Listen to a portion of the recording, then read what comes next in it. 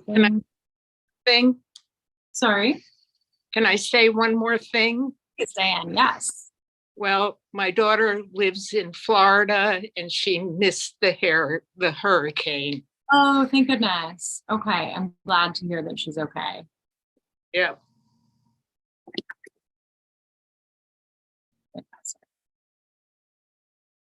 Hoping everybody down there is doing all right aftermath. Okay. So now that we have welcomed one another, we're gonna make our way toward welcoming Shabbat. I have my Shabbat candles here behind me. If others have theirs nearby that they want to grab and either bring on screen, or if you want to go and light them off screen, now would be that time. If you'd like to follow along, the candle blessings on page 2 of the Siddur.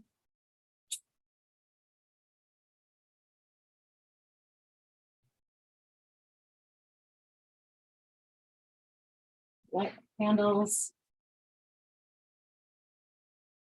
Let's sweep that Shabbat light in towards us and cover our eyes. Baruch atah Adonai Eloheinu melech haolam asher kitshanu mitzvotai v'tzivanu lehadlikneh shel Shabbat.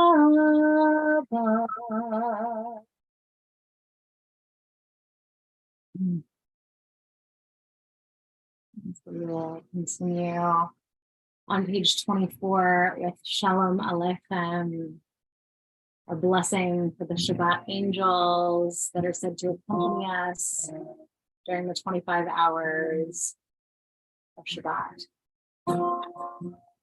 Shalom Aleichem, Malachei Hasharim,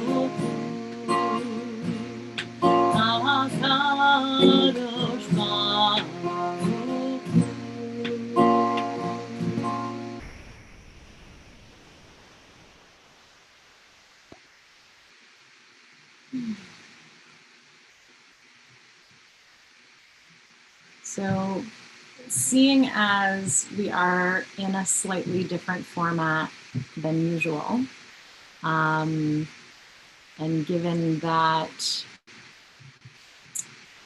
there are, while we try to be, as accessible as possible and meet people where they are, with all of our programming and all of our services, traditionally speaking, just kind of as an FYI, there are there is particular liturgy that really is only meant to be said in the presence of a critical mass or a minyan, as we like to say.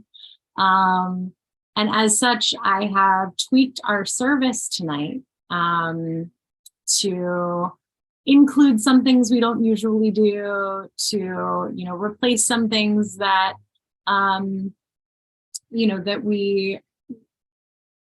that are meant to invoke similar ideas, similar emotions. And I just wanted to give that as kind of a framing for what we're about to do. So Kabbalat Shabbat is typically translated as the receiving of Shabbat. We hear Shabbat spoken about in an embodied way, either as a bride or as a queen. But there is a spirit of Shabbat that, if we're open to it, we might hope to receive during these 25 hours. And with that notion of openness to receiving in mind, instead of reciting L'Chadodi together, as much as I love L'Chadodi, I wanted to bring you an opportunity to connect a little bit differently through meditation, a meditation on giving and receiving. So I invite everybody to find a comfortable way to sit in your seat. Ideally with your feet flat on the floor, palms face up or face down on your lap, or however they feel most comfortable, where you can really relax your shoulders. Releasing any tension in your neck or in your jaw. And letting your eyes close or your gaze come to rest comfortably on a stationary spot a few feet in front of you. Settling into your seat, feeling your body held by the chair, the couch, the bed, wherever you happen to be joining us this evening. And turning your attention to the natural rhythm of your breath. Noticing any sensations, all of the sensations that occur with your in-breath, the way that your chest and belly expand, the feeling of fresh air coming in to your lungs, filling them up. And the sensations of the exhale, release, chest and belly contracting, coming back to rest. Noticing any thoughts that are occurring, that bubble up as they do. A meditation teacher of mine likes to say,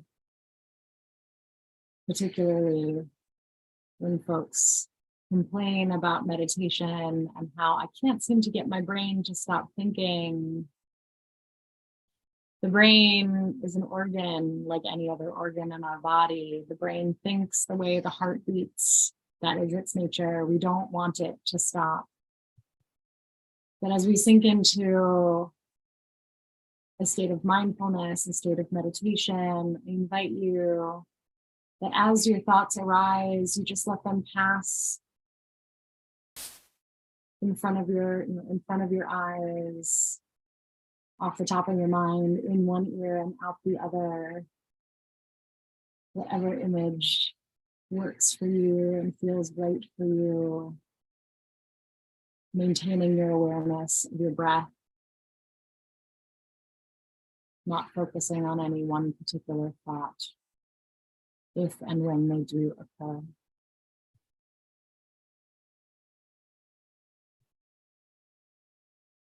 I want you to start to deepen your breath.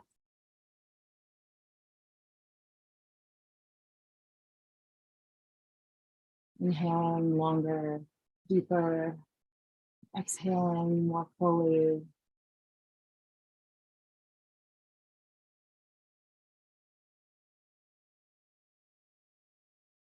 And feel any concern, any tension, any trouble, even just for a moment, dissolve, feel lighter.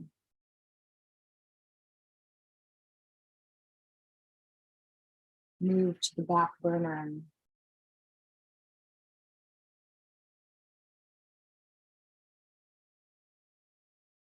And as those thoughts, fears, items on your to-do list fade into the background, let yourself be filled with your breath, the sound, the feeling.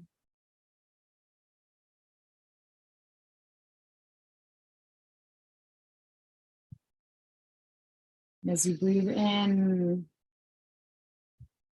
allow your hands to open as your lungs receive fresh oxygen. Allow your body to assume a position of receiving, of openness. Maybe rolling your shoulders up and back and down to really open up your chest, stretching your fingers out wide.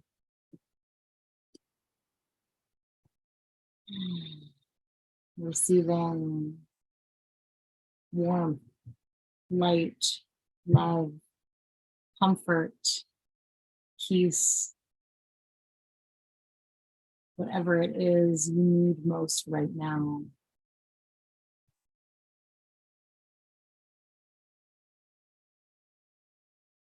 Allowing your body to be completely at ease, your mind to be at ease as much as you're able.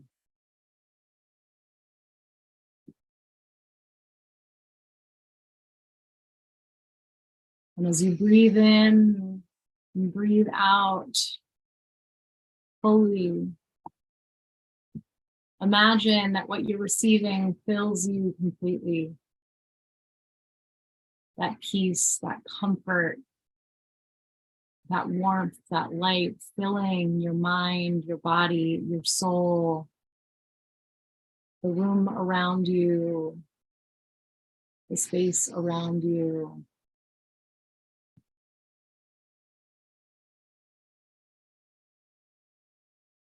With every breath, allow yourself to be filled,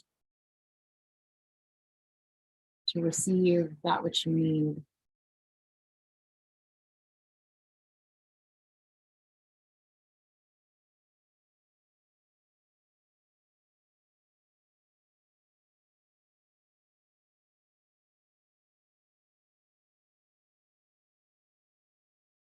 And now I encourage you to turn your focus to your out breath,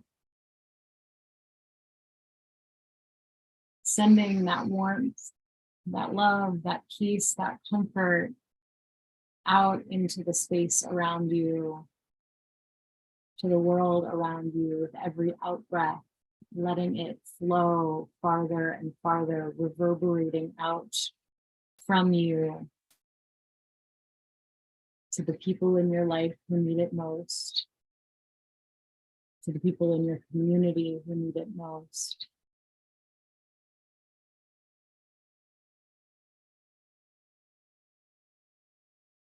And we have all that we need. It is our duty and our obligation to give to others. And so we send that energy out to where it's needed most.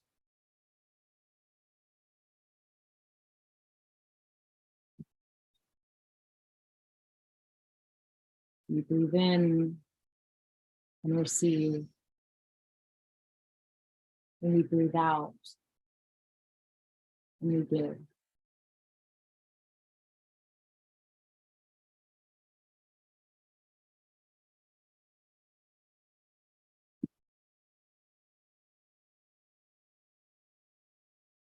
Resting here for a moment.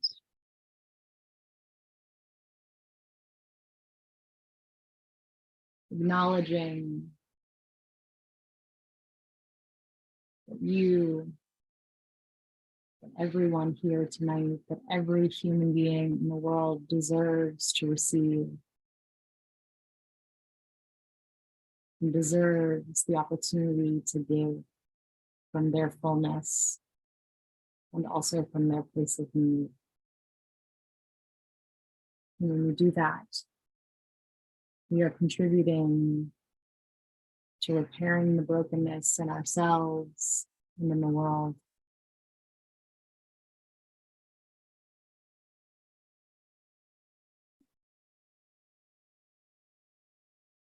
Turning our attention back to the natural rhythm of our breath.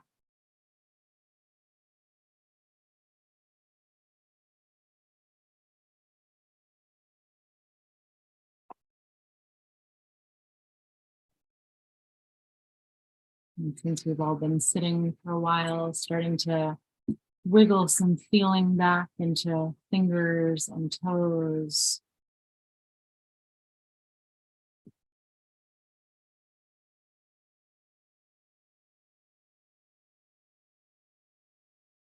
And finally, if your eyes are still closed, start to open them, returning mind, body, and soul to the space, having received what we need or opened ourselves up to the possibility of receiving and given that which we're able of our gifts of ourselves. May the Shabbat be one of wholeness, of giving and receiving.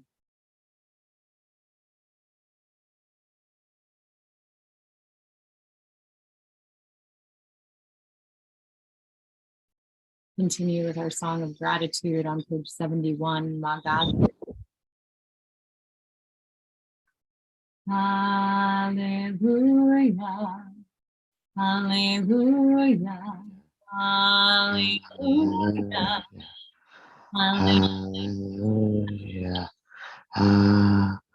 hallelujah, hallelujah, hallelujah, hallelujah.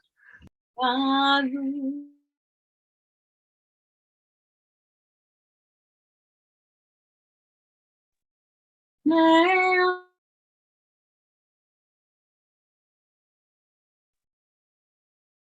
Magadu, Masafaya, Me'odam Pumakshavotecha,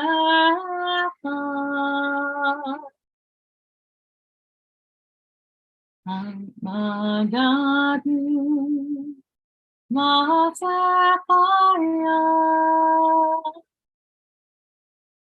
Me'odam Pumakshavotecha.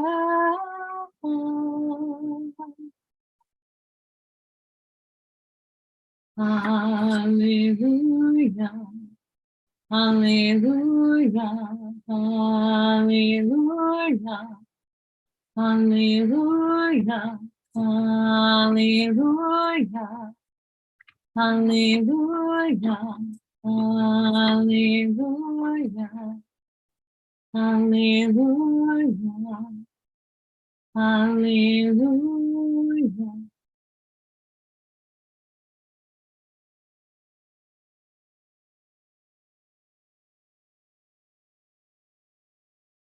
We'll continue on page 34 with the Shema, having taken the opportunity to listen deeply to that which we need to receive and to that which we might give and offer the world.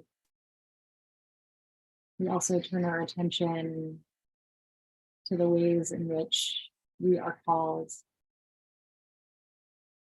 by God, by our purpose in life, reciting our collective calling for oneness and unity, page 34. Shema Yisrael, Adonai Elohim, Adonai Echad, Baruch Shem, Kevod Malchuto, Leolam Vaed.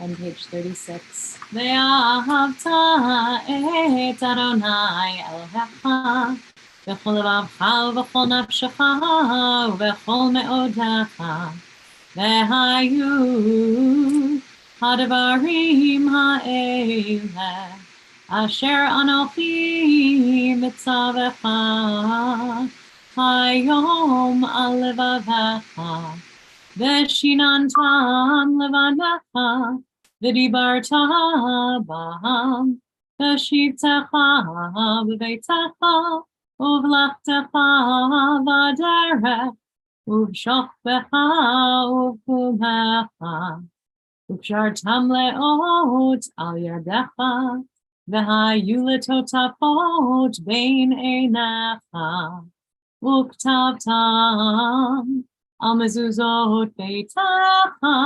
uvisharecha leman tizkeru v'asitem et kol mitzvotai v'yitem kedoshim le'Elohechem ani Adonai Elohechem asher hotzeiti etchem me'eretz Mitzrayim v'hiyot lachem Elohim ani Adonai Elohechem Adonai Elohechem emet.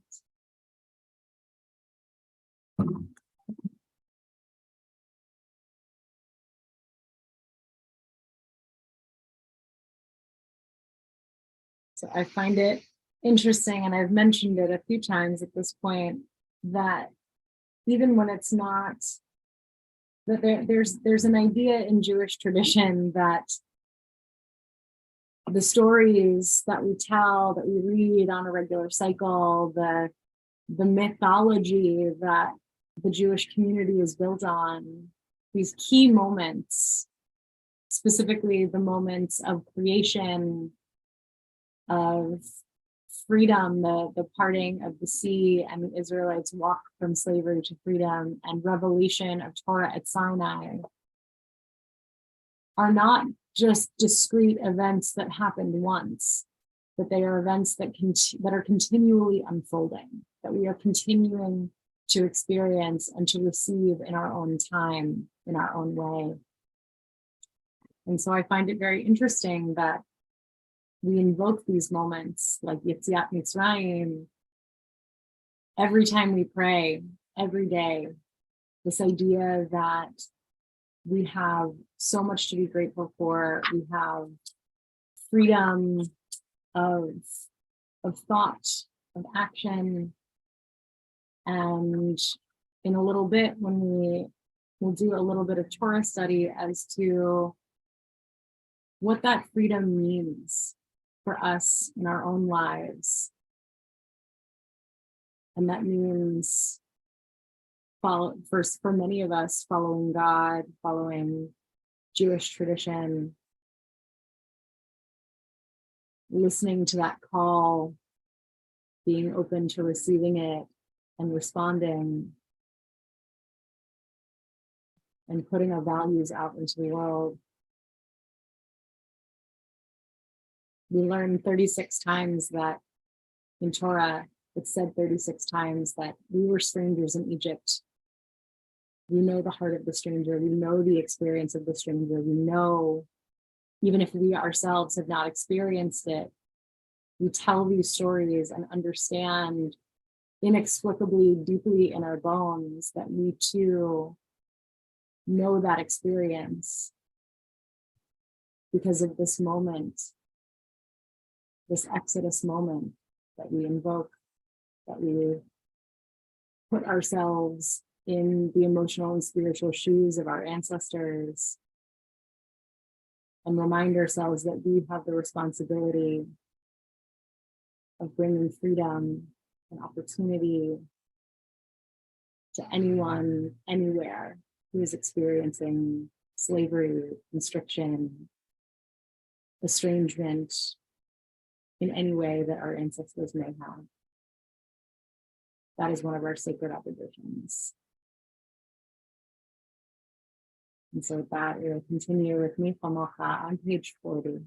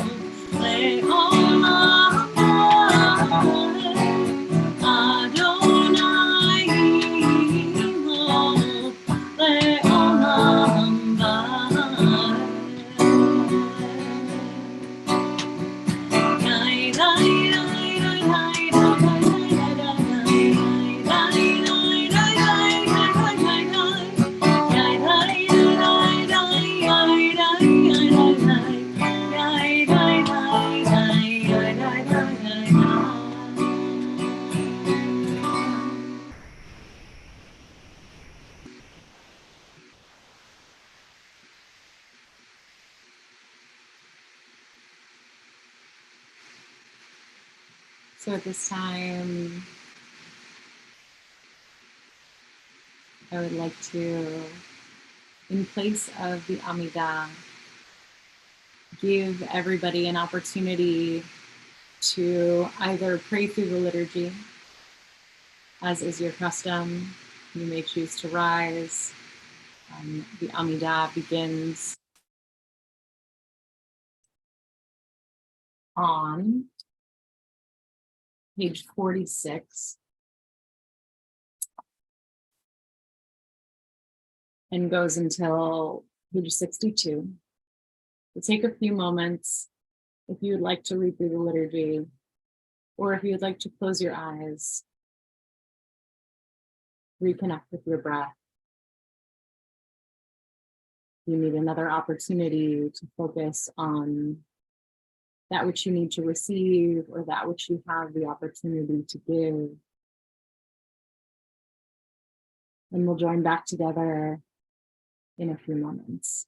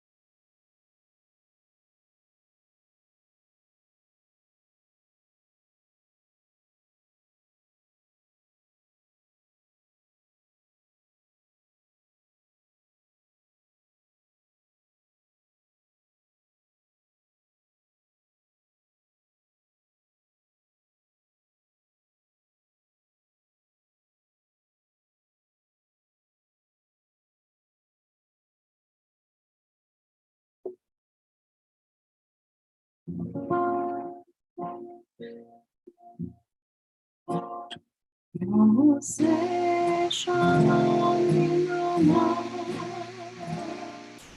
Yoseh Shalom Aleinu.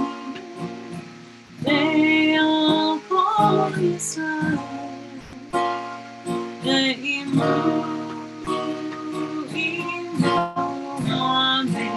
Yoseh Shalom Yiromah. Yoseh Shalom Aleinu. Ve'al Kol Yisrael. Ve'imu Imo Amen. Yoseh Shalom, Yoseh Shalom, Shalom Aleinu ve'al Kol Yisrael. Yoseh Shalom, Yoseh Shalom, Shalom Aleinu ve'al Kol Yisrael. Yoseh Shalom, Yoseh Shalom, Shalom Aleinu ve'al Kol Yisrael. Yoseh Shalom, Yoseh Shalom, Shalom Aleinu ve'al Kol Yisrael. Yoseh Shalom, Yoseh Shalom, Shalom Aleinu ve'al Kol Yisrael.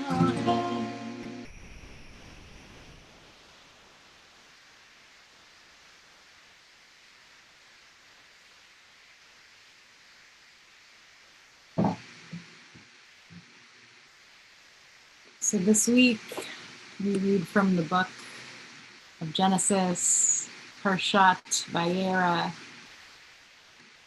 which recounts the stories of Moses, jumping ahead here, of Abraham and Sarah as they are informed, despite the fact that they are well into their later years in life, according to the text, 90 years old, Sarah will conceive a child for the first time in her life. And what does she do in response? Anybody who remembers? She says she'll dedicate the child to God. She will dedicate the child to God, but she laughs first. Unknowing, she says, oh, there's no way. And the rabbis have a lot of fun with whether she's laughing at herself or whether she's laughing at Abraham. Regardless, they meet this moment with disbelief, but with true joy. And immediately following that scene, we move on to the account of the story of Sodom and Gomorrah.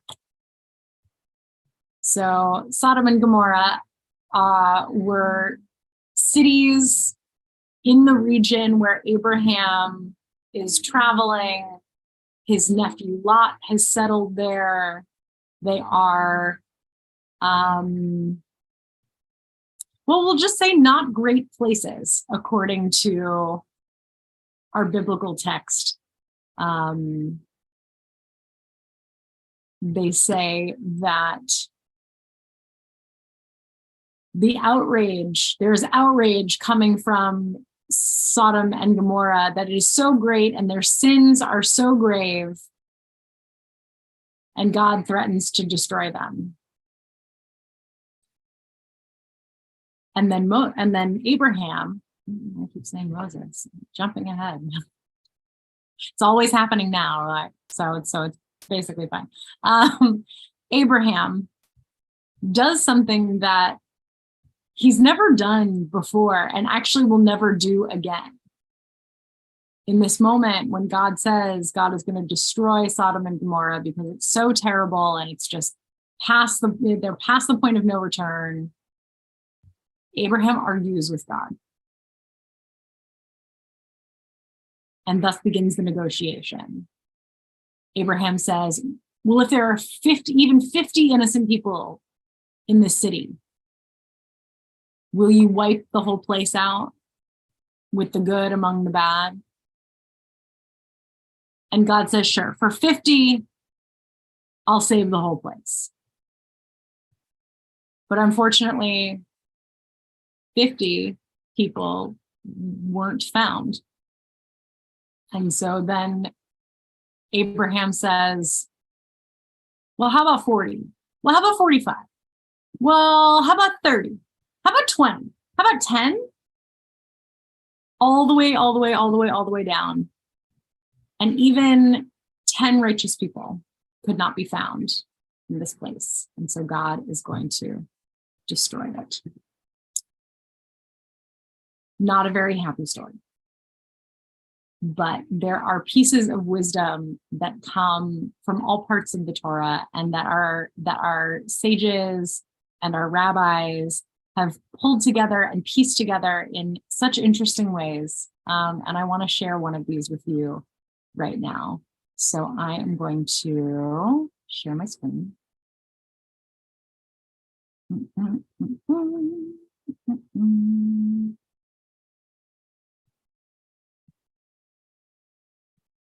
Okay. Can everybody see my Google document? Fabulous. So who is and what is Torah for anyway?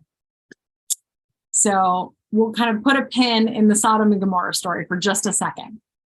So according to the Mishnah, a collection of Jewish law and wisdom from between the 1st and 5th centuries CE, the very, very beginning of the Mishnah opens as follows. Moses received the Torah at Sinai and transmitted it to Joshua,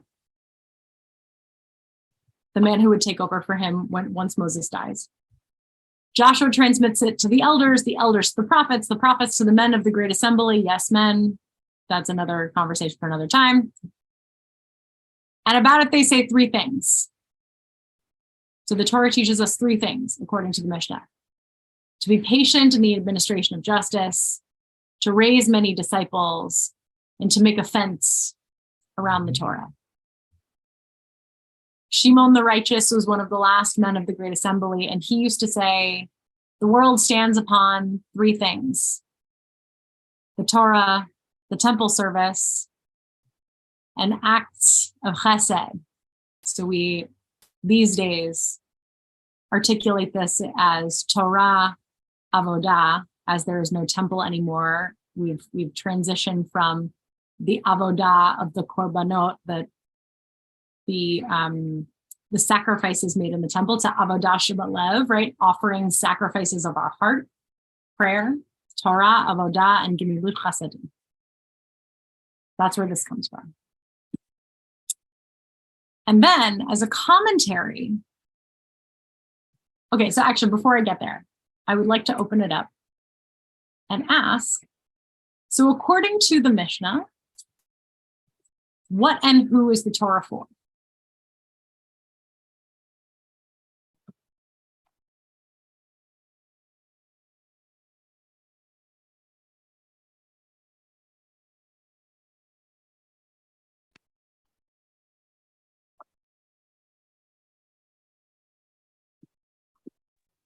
Everyone? Well, there's not reference to women here.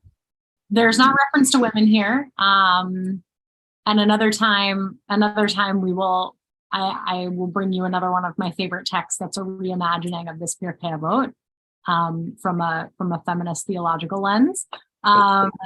But we can assume, right, that Moses received the Torah, gave it to Joshua, Joshua gave it to the elders, right? It's passed along.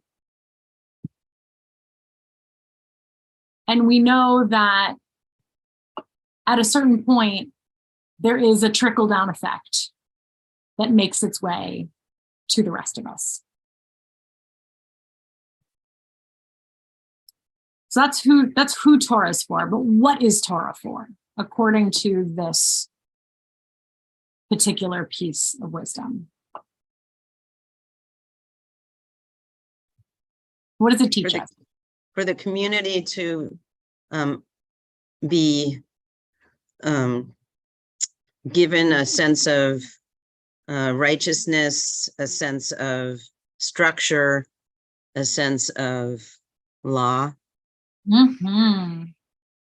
Right. So structure, we human beings are creatures of habit. And we like to be able to, we need to know our lane in order for us to function maximally, right? There's lots of room for interpretation and creativity within that lane, but we need structure in order to live our lives fully, right? And we need to know a sense of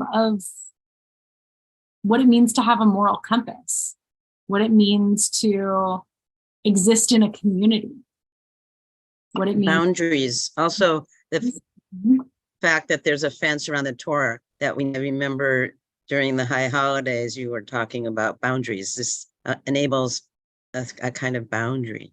It absolutely does. Boundaries that give us opportunity to be in relationship both with each other as well as with this whole world of tradition that's been passed down through the generations. Great. Anybody else?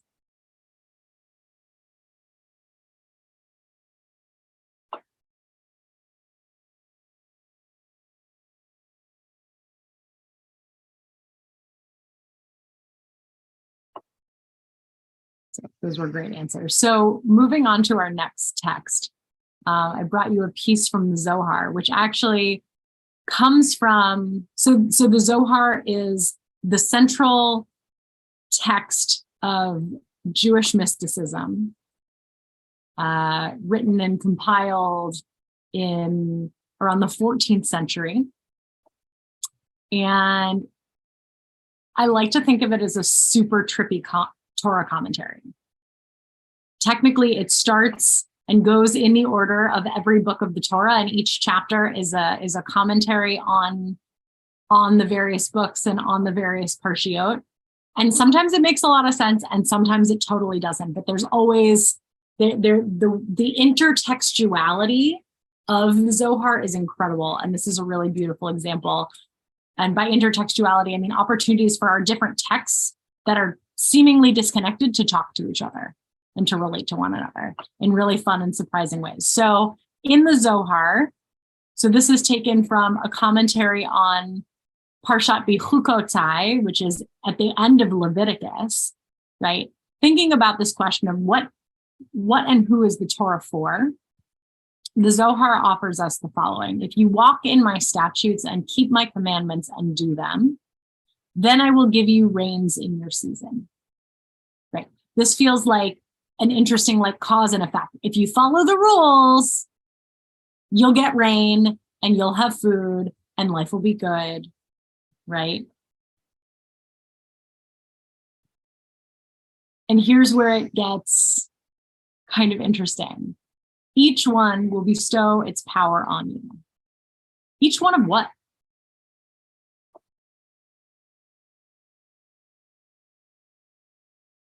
What do we think? Commandments.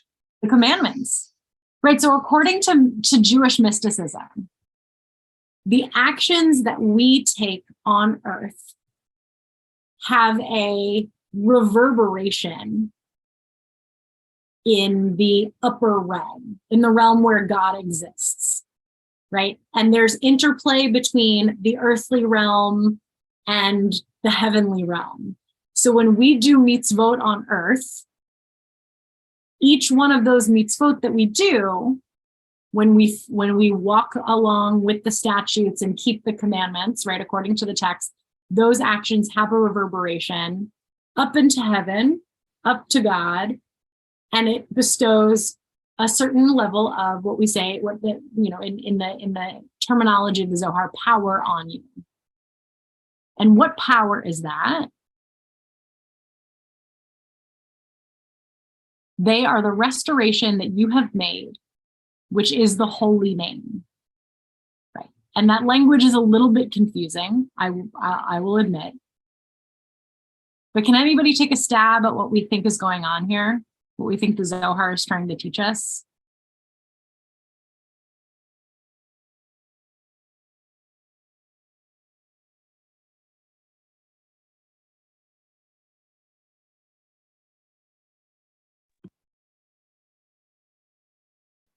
Well, I also question whether or not each one will bestow its power upon you, whether that's the commandment or whether that's each individual on,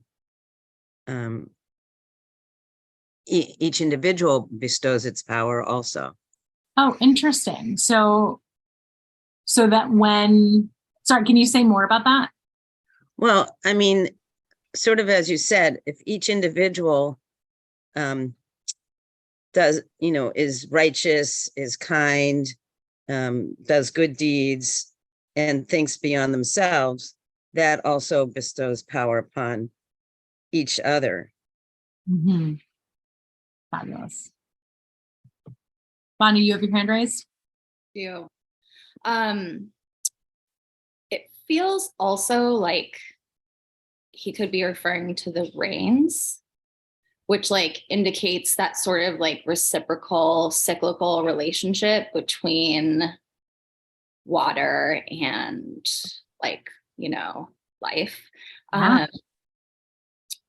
But I think it's like each rain will bestow its power upon you. And like, so you'll have food and you'll have water, and that will sort of like power this operation. Right. And the way that rains bring food and water for which we need to sustain our bodies. So too, Torah, right, is known as, Mayim Chaim, this like living water that we can immerse ourselves in for that, to feed our souls and our spirits.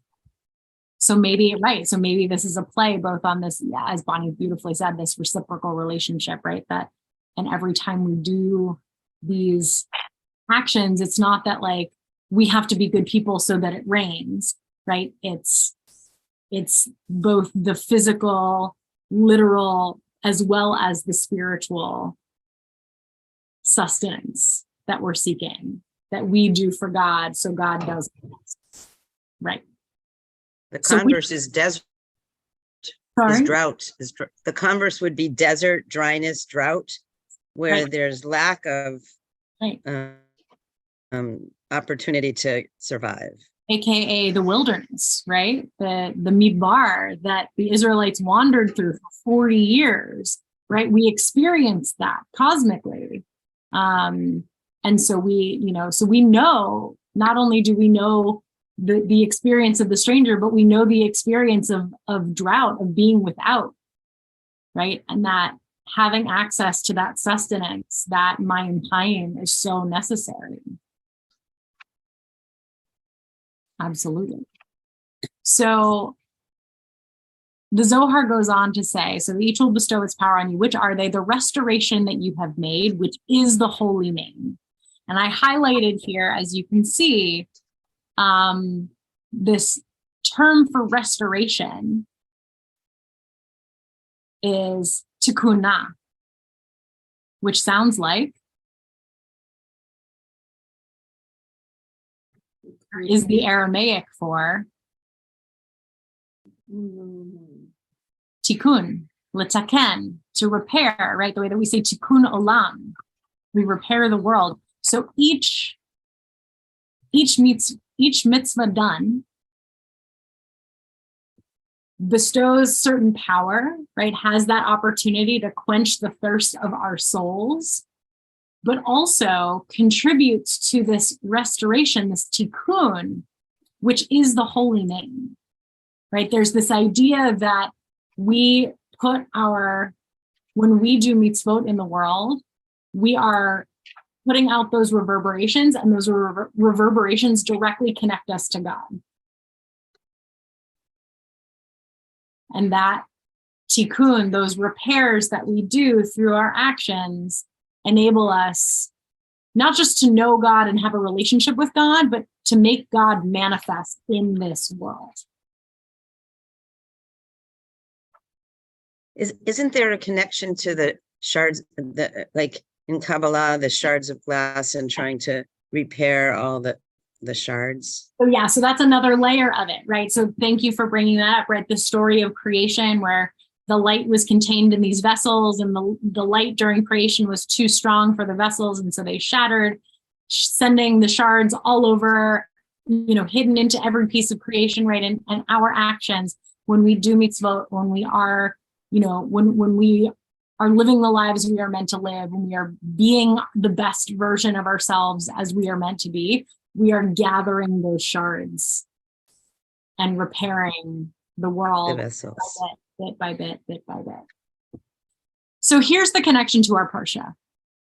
It is written similarly that, quote, they may keep the way of God and do la'asot, righteousness, la'asot tzedakah u'mishpat, to do righteousness and justice, which is a quote taken directly from this week's Parsha.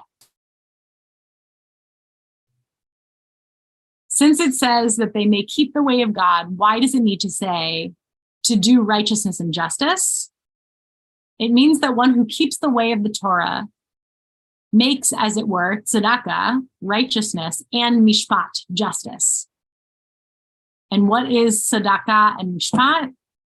It is the Blessed Holy One. It's a little bit circular here, but I hope you're with me. How would we rephrase this in some kind of intelligible reframing?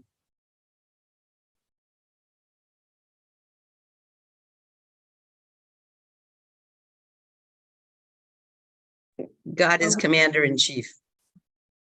God is commander in chief. I like that. I like that a lot. I mean, yeah, Adonai Echad. Yeah.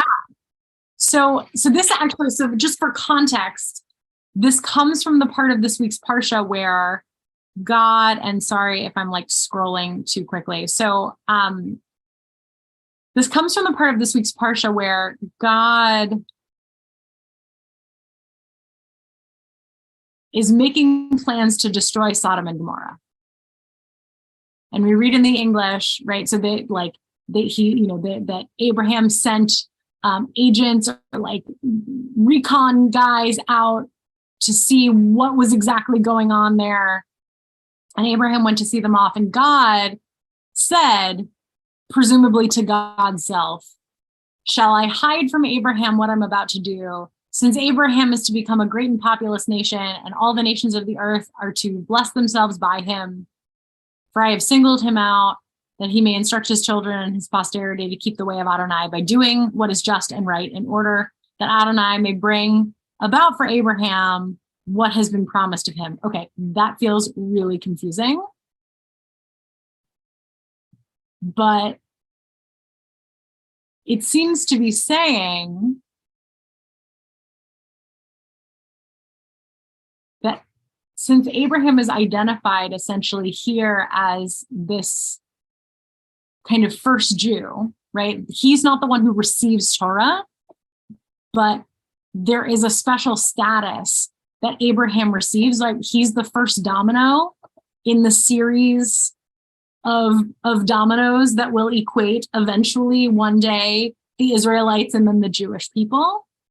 There is something special about Abraham that he has been imbued with and singled out to have this capacity to do tzedakah u'mishpat, justice and righteousness, right?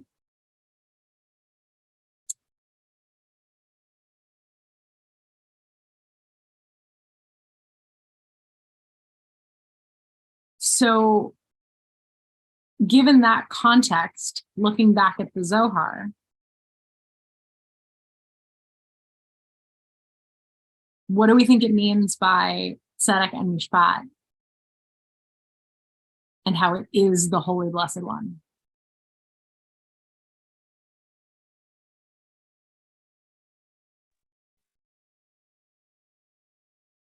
So are we sort of like agents then in a way, like, Mm. manifesting God's will of being just and being righteous in order to, maybe continue to keep the world going? Like Mhm. maybe Sodom and Gomorrah is not over at one time, but it's actually, we need to perpetually be good to maintain that contract. I think, I think similarly, right. And drawing on that idea that, these biblical stories are not discrete events, but they're paradigms. They are, they're frameworks for seeing the world. And we can see those patterns repeating themselves and occurring in the world around us, right? We know that there is sin, that there is injustice, that there is terrible, terrible stuff happening in the world. And maybe we are agents, not just to be the ones to, wag our finger and say, like, we know better. But this tzedek and mishpat, what does Abraham then do? That is this justice, that is this act of justice. He negotiates with God. He negotiates with God. He's fighting for them. He's saying there is so much brokenness in these communities, but like, are they really worth destroying? Right? That this sense with which he is imbued, which we are going to call Torah in our own context, it's that ability, that insight, that willingness to stand up in the face of abject terribleness and say, wait a second, maybe there's something worth salvaging here. This ability to see both sides, to see the potential for good, even when God's self doesn't see that potential. And to remind God to be God's best self. Well, the judgment becomes very harsh. The judgment becomes very harsh. Absolutely.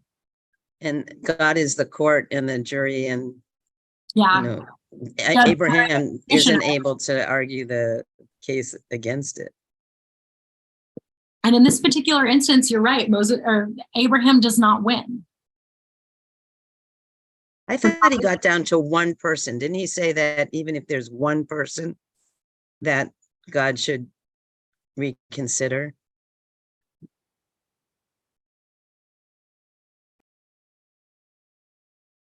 Ten 10? 10 Okay. is the lowest he goes. All right. But yeah, but I mean, right, there's, and even though Abraham doesn't necessarily win, God is willing to hear him out. That there is an eye towards justice that exists within Abraham that has been passed down through the generations, what we now call Torah, that allows us the perspective of seeing the bigger picture. And even when we may, in one particular case, like Abraham, lose this particular battle, we can continue to take the longer view and continue to, make that case. I have a question about when Moses sent the 2 spies across, because it seems like there's a big parallel. The 2 messengers were sent out to Sodom and Gomorrah. Moses sent out 2 spies to see what was happening. So Moses originally sends 12 spies. 12, oh, that's right. And then there there are are 2 that come back. Right, out of the that's 12, right. there are 2 that come back and say the land is good, but the other 10 are like, oh, no, there are giants and it's scary and terrible, right? Right. So that's a beautiful parallel, Karen. I think that, there are so many stories, within our sacred texts that do, share themes, and that, similarly, right, like then it comes back to, in this case to Abraham, in that case to Moses, to say, okay, what do we do here? What do we make of this? Who do we believe? And how do we approach this situation in the most fair and equitable way, with the most opportunity for the most people. Again, in this case, unfortunately, there is not a happy ending to the Sodom and Gomorrah story. But from this, we learn that,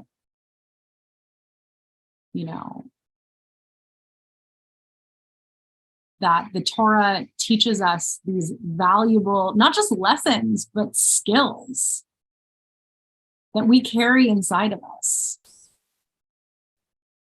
that we have the opportunity and really have the sacred obligation to use when we see injustice happening in the world.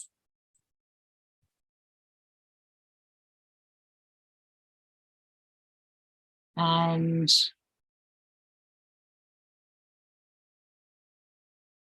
just because these particular stories, don't necessarily always have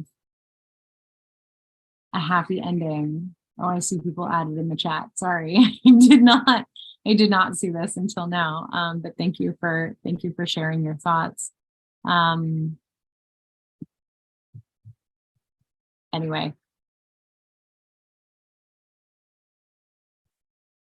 I wanted to bring this to you as an opportunity. Is this anybody's first time studying Zohar? Great. Fantastic.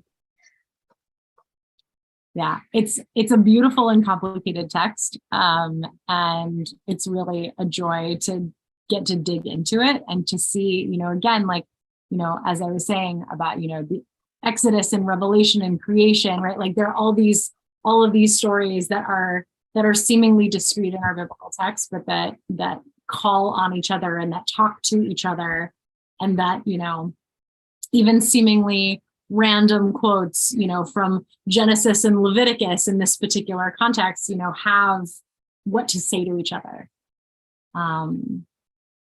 And that when we study them, we are engaging in this generations long conversation with our ancestors. And the conversation gets to continue, which I think is really exciting. So with that, thank you for doing a little bit of learning with me. Yashakoa. Thank you. Not so easy to do on Zoom, but I appreciate everybody being as present as possible for this time. So we're going to move toward closing. I want to take the opportunity for us to send a little bit of that love and light that we have generated for ourselves in this space out to those who need a little bit of extra energy and extra love and extra prayers for healing, whether of mind, of body, of spirit. Shabbat is on page 253. And I would love to take the opportunity for folks to either drop names in the chat of folks who are on their minds at this time, or if you want to unmute yourself and say the name of a couple of folks who you are thinking of.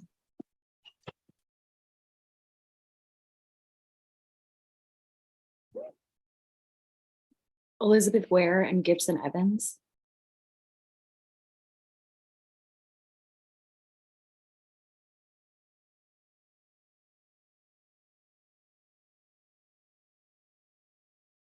In the chat, I'm saying Liesel, Alan, Jerry, Richard, Brenda Flood, Stacy Kohler, Pauline Silverman, Sylvia Rotten, Roz Bolsky, and Ellen Mosler. May all those that we've named and those we hold in our hearts and our minds find a refuah shlema b'mhera, a swift and complete healing.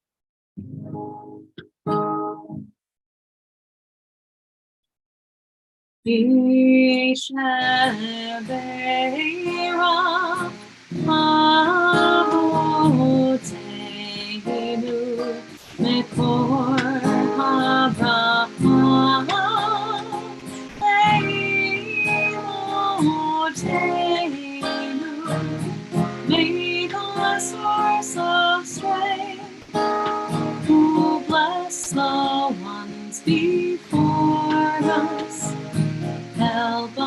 find the courage to make our lives a blessing, and let us say, Amen.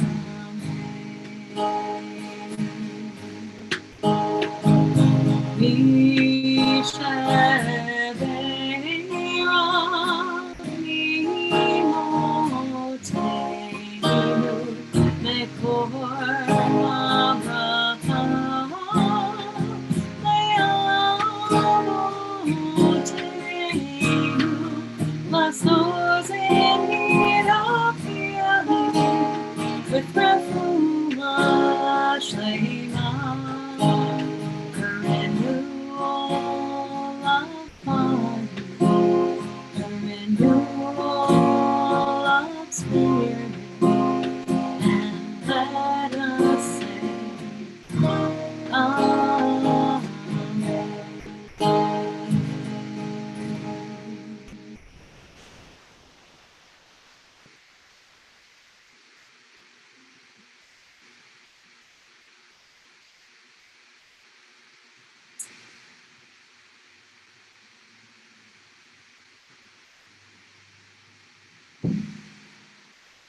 So, to close our time together,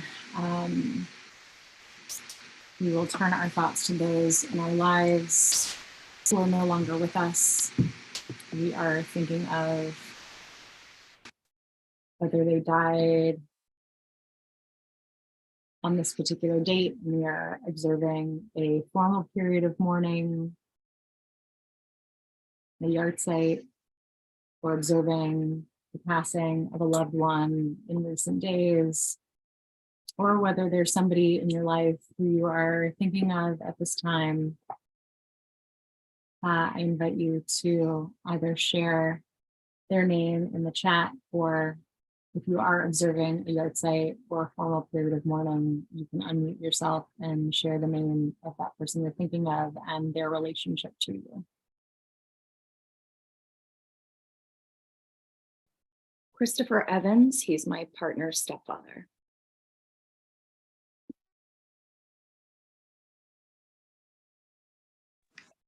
Howard Gordon, my dad. Arnold Berkman, my husband's brother.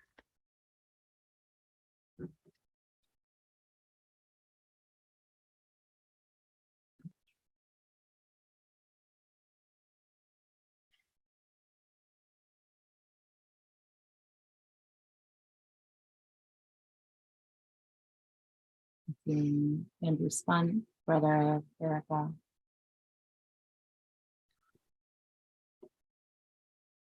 Parents from Jerry Cohen,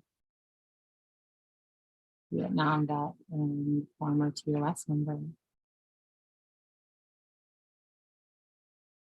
Morris Cottage can be found on page 294. And at this time, I will ask that we rise, and I might be off camera. We will rise together as a community to recite Morris Kaddish. Yitgadal v'yitgadash shemei Rabbah, ve'amad yivrach yirteh ve'amlik malchuteh v'chayachon v'yomechon v'chayed kol beit Yisrael v'agalau v'zman kariv imru amen. Yehei shmei Rabbah mevarach ve'olam ulamei almaya. Yitbarach v'yishtabach v'yitpa'ar v'yitramam v'yitnaseh v'yitadar v'yitaleh v'yitalal shemei kudsha b'rifu. La'ela min kol birchata v'shirata tushpachata v'nechamata da'amiran ve'alma v'imru amen. Yehi shlama rabba min shemaya v'chayim aleinu ve'al kol Yisrael v'imru amen. Oseh shalom yimrama hu ya'aseh shalom aleinu ve'al kol Yisrael ve'al kol yoshrei tevel v'imru amen. May the one who creates harmony on high bring peace to us, to all Israel, and to all who dwell on earth, to which we say, Amen.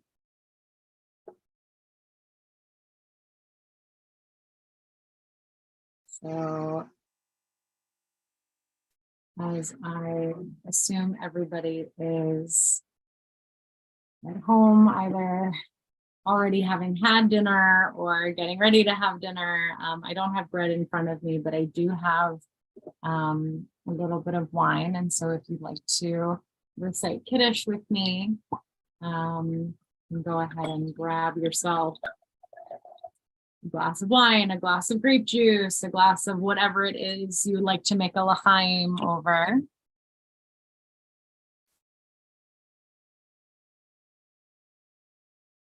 And for some, it is their custom to stand for Kiddush. If we were in the room together, I might ask you to, but since you're in the comfort of your own home, I encourage you to do whatever is most comfortable for you. If you would like the words, they're on pages 4 and 5 of our Siddur. ויערב ויבוקר יום השישי, ויפולו השמיים והארץ וכל טבעם, ויפעל אלוהים ביום השביעי, מלאכתו אשר עשה. וישפוט ביום השביעי מכל מלאכתו אשר עשה. ויברך אלוהים את יום השביעי, ויקדש אותו, כי בו שבת מכל מלאכתו, אשר ברא אלוהים לעשות. סברי, ברוך אתה אדוני אלוהינו מלך העולם, בורא פרי הגפן. ברוך אתה אדוני אלוהינו מלך העולם, אשר קידשנו במצוותיו ורצה לנו. בשבת קודשו באהבה ורצון הנחילנו, זיכרון למעשה בראשית. כי הוא יום תחילה למקראי קודש, זכר ליציאת מצרים. ציוונו בחרת, ואותנו קידשת, עם כהנים. בשבת קודשך באהבה וברצון, הנחלתנו. ברוך אתה אדוני מקדש השבת. לחיים.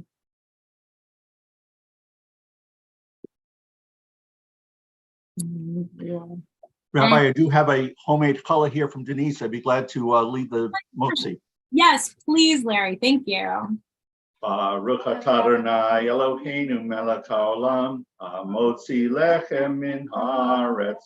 Amen. Amen. We'll close with words of peace. We'll say shalom. Oh, say shalom. Oh, yeah, say shalom aleinu. De'al kol Yisrael. De'al kol Yoshvei Teva.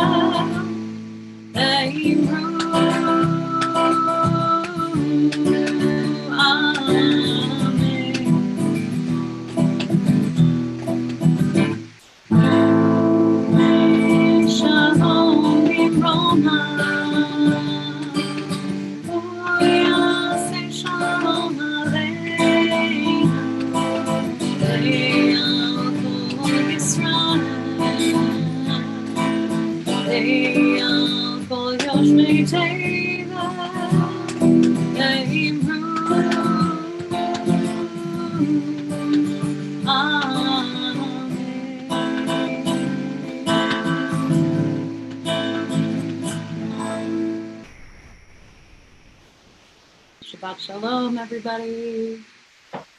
Shabbat shalom. Shabbat shalom, everyone. It was nice to see you. Great to see you. Thank you Good so job, much. us all. Thank you, Rabbi. Bye-bye. Thank you. Shabbat shalom, everybody. Good to see everybody. Shabbat shalom. Shabbat shalom. Have a good weekend. You Thank too. you, Rabbi Yashar Koach. Thank you. Great to see you.